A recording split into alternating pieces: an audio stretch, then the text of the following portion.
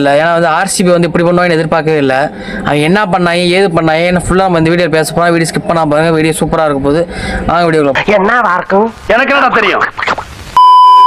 நேற்று உண்மையிலே வந்து கனவு மாதிரி தான் இருந்துச்சு. ஏன்னா வந்து ஆர்சிபி வந்து இந்த அளவுக்கு அடிப்பாங்கன்னு எதிர்பார்க்கவே இல்லை. பொழந்து கட்டிட்டாங்க டிசியை. வேறு 6 ஓவரில் வந்து ஒரு மேட்சே முடிச்சிட்டாங்க. என்னங்க எனக்கு ஒண்ணுமே புரியல. இப்படி கேஎல் ராகுல் வந்து டெல்லி ஏன் ஊர்ரா வந்து தொட்டு போடுறான்னு சொன்னாரோ வச்சாரு நடு கிரவுண்ட்ல. இது என்னோட கிரவுண்ட். அதுக்கு ரிவெஞ்ச் கொடுக்குற மாதிரி நேற்று நடந்த மேட்ச்ல விராட் கோலி வந்து இது என் கோட்டடா வந்து நீ வந்து தொட்டு போடுறான்னு சொன்ன மாதிரி சரியான சம்பவம் பண்ணிட்டாங்க.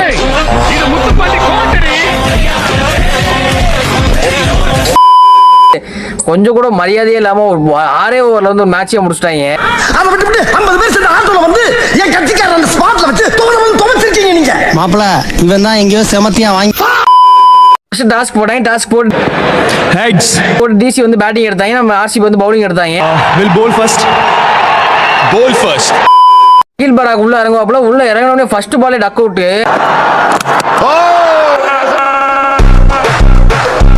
அப்புறம் பார்த்தா கேஎல் ராகுல் உள்ள வராப்புல. கேஎல் ராகுல் வந்து சாதாரணமான ஆள் கிடையாது. ஏன்னா வந்து போன தடவை டிசி ஜெயிச்சது காரணமே கேஎல் ராகுல் தான்.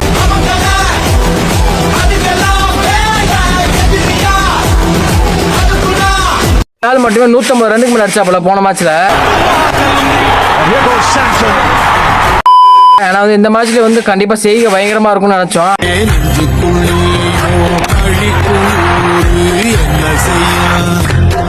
மனுஷன் அதுக்குள்ள முடிச்சிட்டீங்க அப்படிங்கிற மாதிரி தான் இருந்துச்சு கேஎல் ராகுல் பார்த்தோன்னே. அடுத்த ஒரு பிளேயர் நல்லா அடிப்பான்னு பார்த்தா அடுத்து உடனே விக்கெட் எடுத்துருவாங்க. யாருன்னு பார்த்தா நம்ம நிதிஷ் ராணா.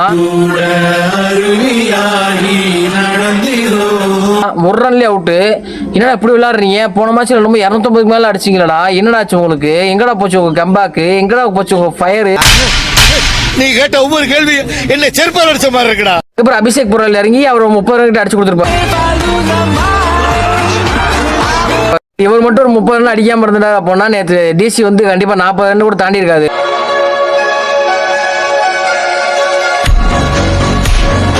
நேற்று அப்பயே வந்து ரெக்கார்டை வந்து பிரேக் பண்ணிருப்பாங்க. எங்கே பேனர்ஜியை காணோம்? என்ன தேடுறாங்க? இதான் இங்க இருக்க பார்த்தா என்ன குழு சொன்ன பாக்குறாங்க. அதுக்கப்புறம் மில்லர் அடிப்பார்னு பார்த்தா மில்லர் வந்து வெறும் 19 ரன்லேயே அவுட் ஆயிருவாப்ல. என்னடா இப்படி அவுட் ஆகிறீங்க அப்படின்னு மாதிரி தான் இருந்துச்சு டிசியை பார்க்கும்போது.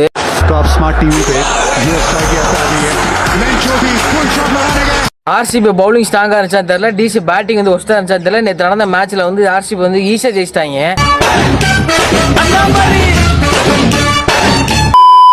அடுத்து வரவங்க எல்லாருமே பேக் டு பேக் விக்கெட்.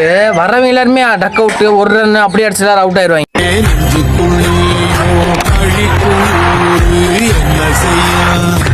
இதுலேயே வந்து ஜெயிக்கிற வாய்ப்பு வந்து ரொம்ப கம்மியாயிருச்சு டிசிக்கு. அதுக்கப்புறம் பார்த்தா மொத்த ஸ்கோர்னு பார்த்தாக்கா 75 ரன்னுக்கு வந்து எல்லாரும் ஆல் அவுட். வெறும் 75 ரன். இந்த மாதிரி ஒரு நிகழ்ச்சி இதுக்கு முன்னாடி நடந்திருக்கா இல்ல இதுதான் முதல் தடவையா? இந்த மாதிரி நிகழ்ச்சி இதுக்கு முன்னாடி நிறைய நடந்திருக்குது. ஆனா இதுதான் ஃபர்ஸ்ட் டைம். ஐபிஎல் ஹிஸ்டரியிலேயே வந்து 49 ரன்னுக்குள்ள தோத்தது யாருன்னா நம்ம ஆர்சிபி. அந்த மாதிரி ஒரு ரெக்கார்டு இருக்கு ஆர்சிபிக்கு. அதை வேற ஞாபகப்படுத்திட்டீங்க. நெஞ்சமெல்லாம் பொண்ணா இருக்கு தம்பி, மறக்க முடியல. சொல்லுங்க. அதை வந்து எப்படியாவது பிரேக் பண்ணிடணும்னு நினைச்சாங்க. ஆனா வந்து அதை தாண்டி ஒரு 53 ரன்னுக்கு மேல போனோடனே வந்து இல்ல ஃபீல் பண்ண ஆரம்பிச்சிட்டாங்க. ஐயோ என்னால 59 ரன்னுக்கு மேல போயிருச்சாடா அப்படிங்கிற மாதிரி. ஏன்னா நீங்க ஜெயிச்சிட்டீங்கடா சொன்னா கூட எவன் நம்ப பண்ணிடுறாங்க. எனக்கு 49 ரன்னுக்குள்ளேயே முடிக்கணும் தாண்டி போயிட்டாங்க. பிளேலேயே வந்து 6 விக்கெட் எடுத்துருவாங்க. அது மெயினான விக்கெட். உண்மையிலே வந்து ஆர்சிபி நேற்று பவுலிங் வந்து சும்மா சூப்பரா இருக்கு. கிட்டத்தட்ட ஒரு 6 மாசமாவே இந்த ஆபரேஷன் நாங்க பிளான் பண்ணிட்டு தான் சார் இருந்தோம். 2 பேத்துக்குள்ள தான் போட்டி அப்படிங்கிற மாதிரி ஆசல்வுட்டும் புவனேஸ்வர் குமார் 2 பேரும் சேர்ந்து டிசி மொத்தமாவே வலிச்சு எடுத்துட்டாங்க. நீங்க 10 பேரு, நாங்க 2 பேரு. யார் வெளில போறான்னு பார்க்கலாமா? கூட வந்து ஆர்சிபி பவுலிங் தொட முடியல. அந்த அளவுக்கு வந்து பவுலிங்ல வந்து தெறிக்க விட்டாங்க. புவனேஸ்வர் குமார் மட்டுமே வந்து ஒரு 3 விக்கெட் எடுத்திருப்பாப்ல. ஆசல்வுட் வந்து ஒரு 4 விக்கெட் எடுத்திருப்பாங்க. பவுலர்ஸ்லாம் சேர்ந்து ஒவ்வொரு விக்கெட் எடுத்திருப்பாங்க. மொத்தமாவே வந்து டிசி வந்து 16 ஓவர்லயே வந்து எல்லாரும் ஆல் அவுட் ஆயிடுவாங்க.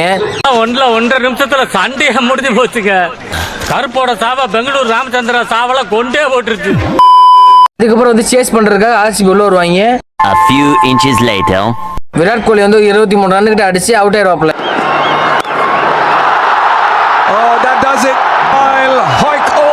வந்து ஒரு 30 ரன் அடிச்சு பவர் பிளேலயே வந்து வெறும் 6 ஓவர்லயே வந்து ஜெயிச்சிருவாங்க.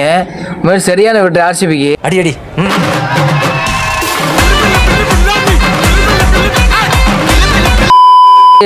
அடிப்பாயும் தெரியும், ஆனால் இந்த அளவுக்கு அடிப்பாயின்னு யாருக்கும் தெரியாது.